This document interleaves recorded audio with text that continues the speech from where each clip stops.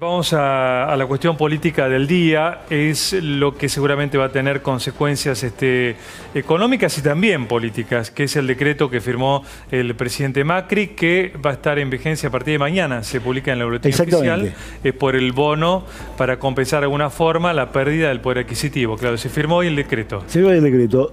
Juan, yo lo que te diría, como para comenzar a abordar este tema y lo que significa y el contexto en el que se da, es recordar algo que dijo hace unos 4 meses el politólogo Andrés Malamud, que dijo: es casi imposible que se pretenda pensar en el largo plazo en un país que tiene, en ese momento, 25% de inflación. Claro. ¿Qué decir cuando estamos hablando de que estemos muy probablemente cerrando el año con 48%? Esto es una situación en la que se muestra que esta idea de que el cambio cultural, el pensar a largo plazo, en tener previsibilidad, la emergencia se lo llevó puesto. Tanto se lo llevó puesto que hace solo un par de meses el gobierno tuvo una resolución en la cual prohibía los pagos no remunerativos y acaba de disponer de una manera de dar cuenta, una respuesta a la emergencia que significó y que el decreto empieza diciendo que resulta urgente y necesario adoptar las medidas pertinentes para que se mantengan los estándares adquisitivos de las remuneraciones, que la variación coyuntural, dicen, un acto de autobenevolencia, una excepción del índice de inflación, de la suba del índice de inflación, se lo llevó puesto.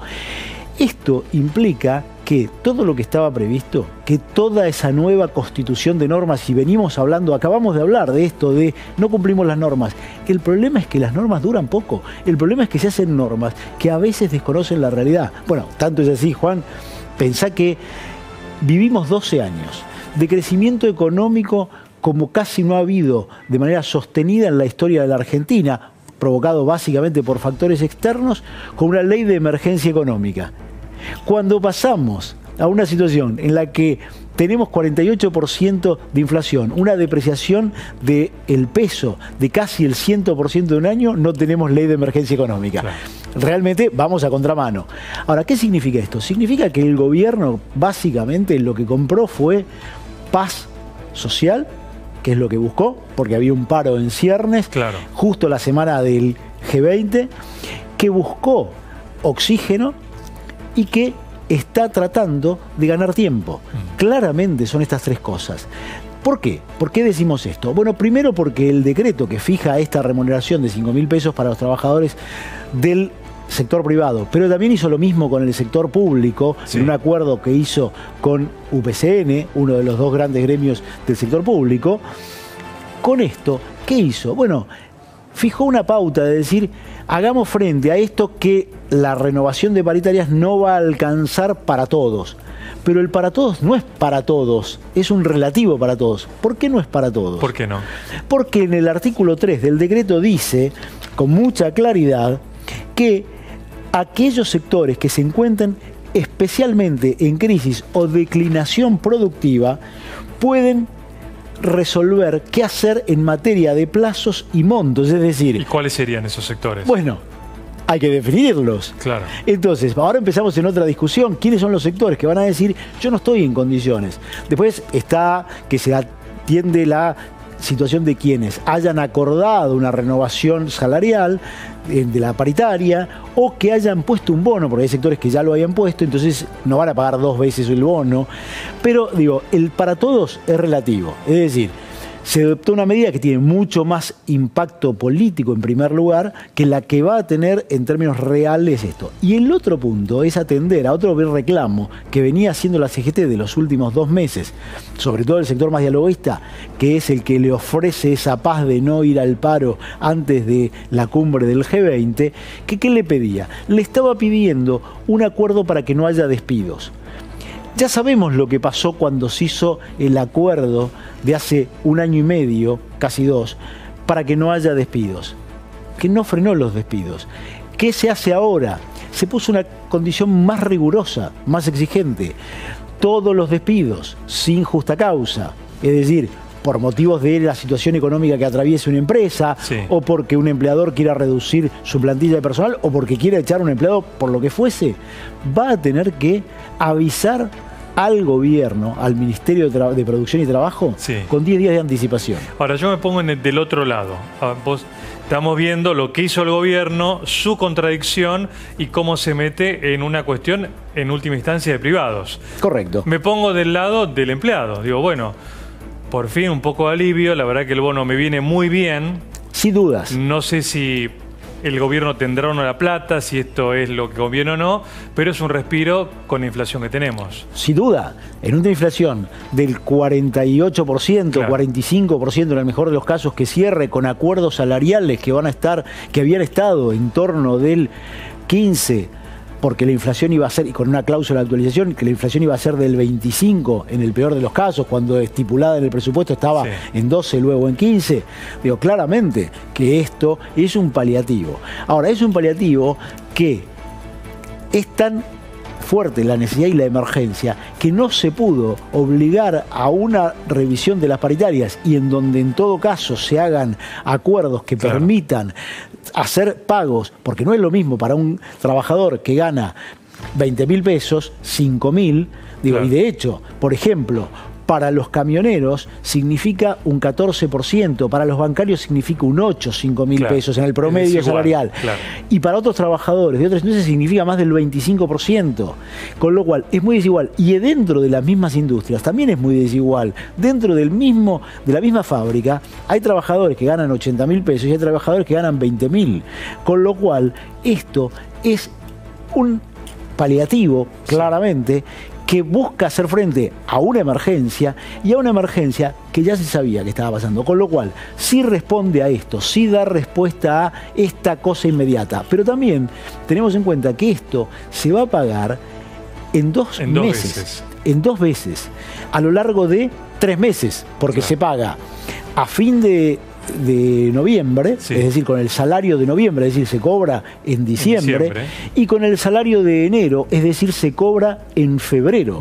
Con lo cual, hay este tiempo, siempre y cuando que la actividad no esté en crisis o no haya tenido una merma productiva. Si miramos cuáles son los índices de actividad de la mayor parte de las industrias, lo que tenemos es recesión. Con lo cual, ¿cuántas serán las actividades que van a decir: yo tengo una reducción de mi actividad?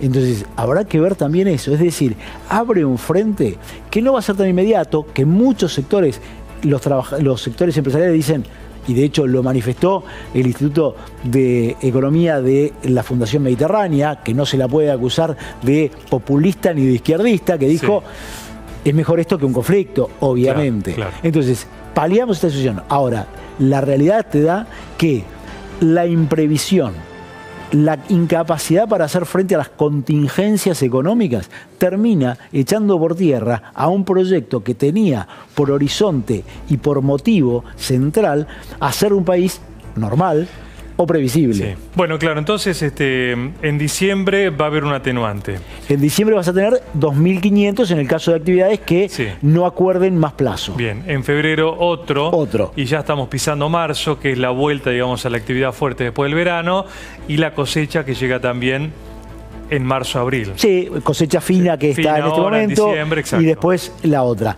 En el medio hay que atravesar todo este terreno. Sí. El gobierno aspira a que algún repunte de la actividad, entre esto más aguinaldo, porque aparte vas a contar que van a recibir los trabajadores y van a hacer frente a las empresas, sí, a parte del bono más el aguinaldo. Claro. Entre las dos cosas, más la actividad del turismo, que se prevé que vaya a ser alta porque va a ser poca la gente que va a salir al exterior. Claro.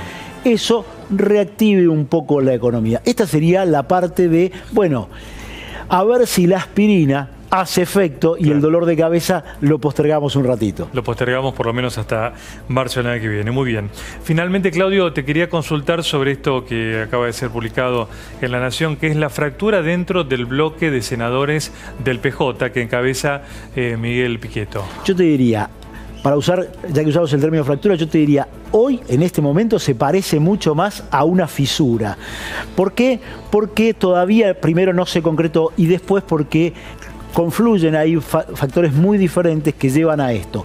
En el caso de los tucumanos, que son prácticamente los que están afuera, Mirkin y Alperovich, acá lo que se da es una situación que tiene mucho que ver menos con la relación con el gobierno que con la situación política provincial. ¿Por qué? Porque Mansur, que llegó de la mano de Alperovich a ser gobernador, ahora dice: yo no te cedo el lugar, ya, ahora estoy yo. Sí. Y Alperovich dice: no, yo quiero volver a ser gobernador.